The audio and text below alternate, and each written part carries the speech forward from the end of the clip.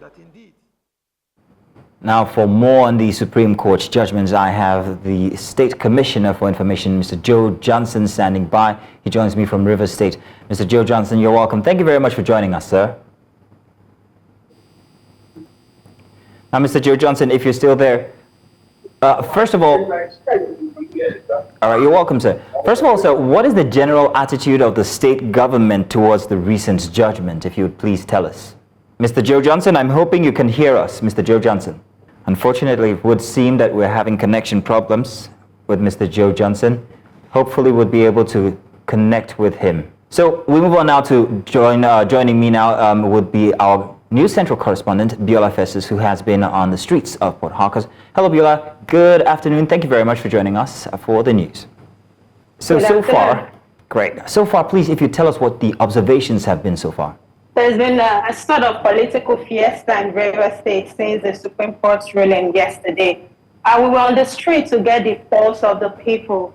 And what they are saying is they are very much particular about the funds that has been withheld from Rivers State. They are not very much concerned about the local government issue or the House of Assembly members being seated or being reinstated or being unseated. What they are very much concerned about is that this political instability in the state.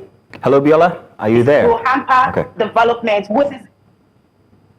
Yes, I'm here. Keep going then. Thank you. You would recall that this is the second time in 4 months that the Supreme Court is ordering that allocations according to Rivers State will be withheld. After the 2024 local government election, which held in October, on the 5th of October, the Supreme Court had also ordered that the CBN withholds allocations from Rivers State. So from then till now, it's about 4 months. So the people are in a sort of confusion. They don't even know what to expect next.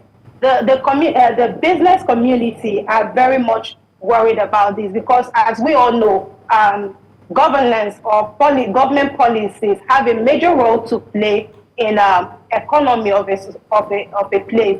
But what is happening in Rivers State is of major concern to especially the business community. Okay, so Biola, you talked about hitting the streets and testing the pulse of the people. Obviously, they would not be concerned regarding the legislation or all of that.